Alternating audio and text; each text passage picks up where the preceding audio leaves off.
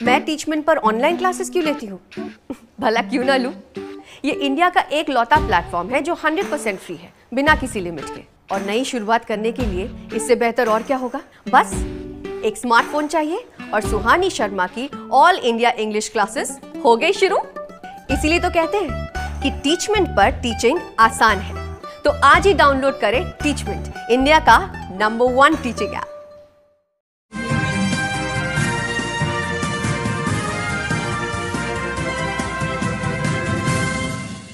नमस्कार सभी EPS 95 pension धारकों का ईपीएस 95 यूनाइटेड एफर्ट के एक और नए और फ्रेश वीडियो में स्वागत है।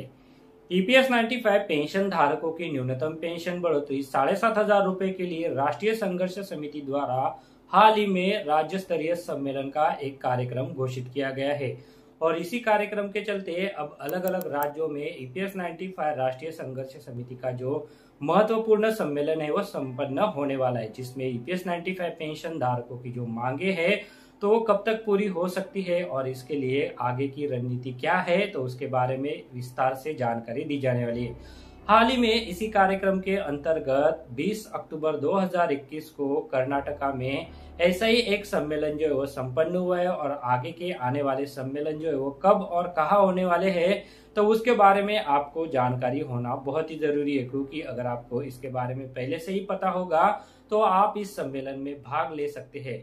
तो ये ईपीएस 95 राष्ट्रीय संघर्ष समिति का 20 अक्टूबर 2021 का कर्नाटका बेंगलुरु में ये जो महत्वपूर्ण सम्मेलन संपन्न हुआ है, जिसमें माननीय कमांडर अशोक जी राउत द्वारा राष्ट्रीय अध्यक्ष राष्ट्रीय संघर्ष समिति द्वारा सभी ईपीएस 95 पेंशन धारकों की जो मुख्य मांग है न्यूनतम पेंशन बढ़ोतरी 7,500 रुपए किए जाए और उसके बाद महंगाई भत्ते के साथ जोड़ा जाए, तो उसके संदर्भ में विस्तार से जानकारी कर्नाटका राज्य के जो ईपीएस 95 पेंशन धारक है तो उनको उस सम्मेलन में दी गई है।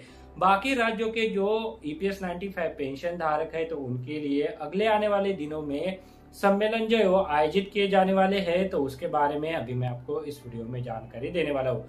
तो आप इस वीडियो के साथ अंत तक बने रहिएगा और 20 अक्टूबर 2021 को जो महत्वपूर्ण सम्मेलन बेंगलुरु कर्नाटका में संपन्न हुआ है तो उसके बारे में मैंने पहले से ही एक डिटेल वीडियो बना दिया है, तो उस वीडियो को देखकर आप माननीय कमांडर अशोक जी राउत द्वारा उस सम्मेलन में कौन कौन सी बातों को बताया गया है तो उसके बारे में विस्तार से जानकारी ले सकते हैं। तो चलिए आज के इस वीडियो में अगले आने वाले सम्मेलन कहाँ पर होने वाले हैं, कब होने वाले हैं, तो उसके बारे में विस्तार से जानकारी लेते हैं। पर उससे पहले अगर आपने हमारे चैनल को अभी तक सब्सक्राइब नहीं किया है तो चैनल को सब्सक्राइब जरूर करके रख लीजिएगा, क्योंकि ईपीएस 95 पेंशन धारकों से संबंधित हर अपडेट को हम आपके लिए लेते आते रहते हैं। और उसके बाद एक बेल का बटन आएगा तो उसे भी आप प्रेस कर दीजिएगा, ताकि जो आने वाले अपडेट है तो उन अपडेट का नोटिफिकेशन आपको समय समय पर मिलता रहे। तो चलिए आज के इस वीडियो में ये जो डिटेल अपडेट है तो उसे अभी हम जानते हैं।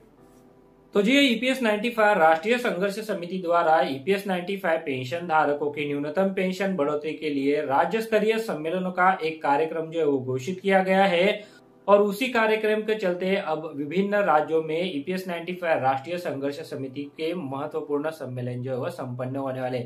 तो जी 20 अक्टूबर 2021 को राष्ट्रीय संघर्ष समिति का एक महत्वपूर्ण सम्मेलन जो है वो कर्नाटका और आंध्र प्रदेश के जो ईपीएस 95 पेंशन धारक है तो उनके लिए सुबह 10:30 बजे आयोजित किया गया था। यह रामा मंदिर ग्राउंड राजाजी नगर बेंगलोर में संपन्न हुआ है। उसके बाद 21 अक्टूबर 2021 को भी तमिलनाडु के जो ईपीएस 95 पेंशन धारक है तो उनके लिए 10:30 बजे सम्मेलन का आयोजन किया गया और यह सम्मेलन BAPS hall number 42 Thiruvalluvar main road Perambur Chennai 600011 Tamil Nadu में आयोजित किया गया था, जिसमें ईपीएस 95 पेंशन धारकों की जो पेंशन बढ़ोतरी है तो उसके लिए अगले आने वाले समय में क्या रणनीति अपनाई जाएगी, क्या कार्यक्रम किए जाएंगे तो उसके बारे में जानकारी दी गई है।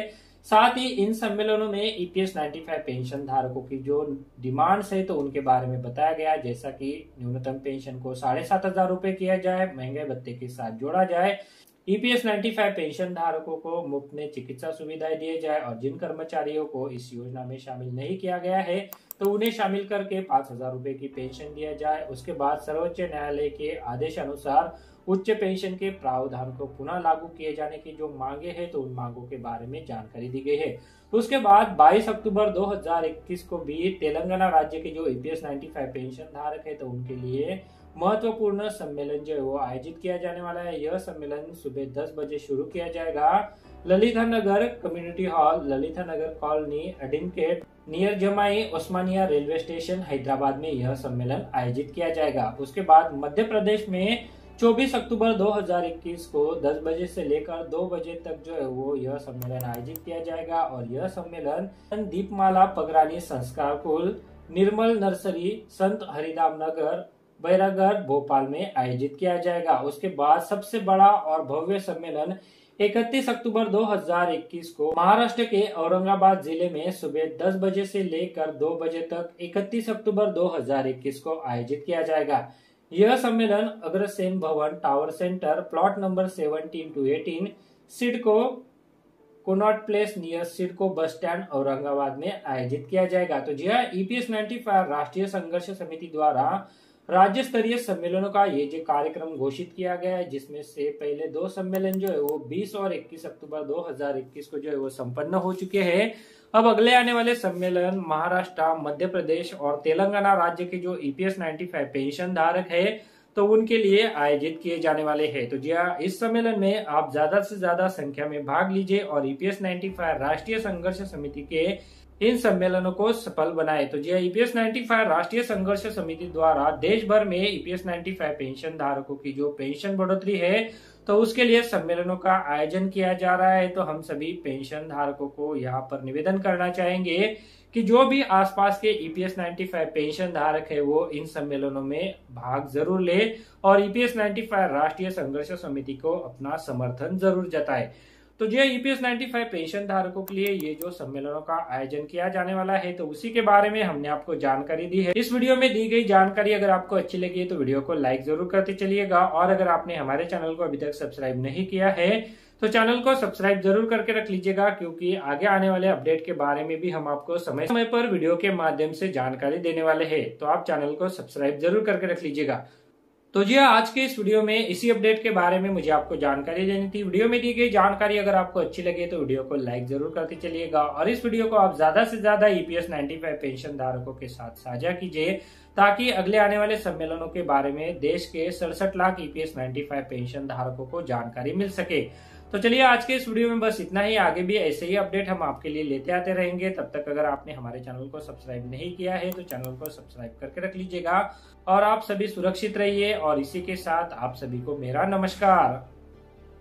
पहले अगर आप शेयर मार्केट में इन्वेस्ट करना चाहते हैं तो इसके लिए आपको एक ट्रेडिंग अकाउंट की जरूरत पड़ती है। ट्रेडिंग अकाउंट ओपन करने के लिए वीडियो के डिस्क्रिप्शन में मैंने आपके लिए एक लिंक देके रखा है। उस लिंक पर क्लिक करके अगर आप ट्रेडिंग अकाउंट ओपन करते हैं तो उस ट्रेडिंग अकाउंट ओपनिंग के लिए आपको कोई भी चार्जेस देने की जरूरत नहीं है, साथ में कोई भी एनुअल फी देने की जरूरत नहीं है। और जब भी आप इक्विटी में शेयर खरीदेंगे या फिर बेचेंगे तो उसके ऊपर आपको कोई भी ब्रोकरेज देने की जरूरत नहीं है। अगर मान लीजिए आपने 100 रुपए का कोई शेयर खरीदा और उसे 150 रुपए में बेच दिया, तो जो 50 रुपए का फायदा होगा तो वो सीधे आपकी जेब में जाएगा। इसके ऊपर जो है वो आपको कोई भी ब्रोकरेज चार्जेस देने की जरूरत नहीं है, कोई भी यहाँ पर आपको चार्जेस नहीं है। तो इसके लिए अगर आप अकाउंट ओपन करना चाहते हैं तो वीडियो के डिस्क्रिप्शन में मैंने एक लिंक दिया हुआ है, तो उस लिंक पर क्लिक करके आप घर बैठे ऑनलाइन एक डीमैट अकाउंट ओपन कर सकते हैं। तो चलिए अभी वीडियो में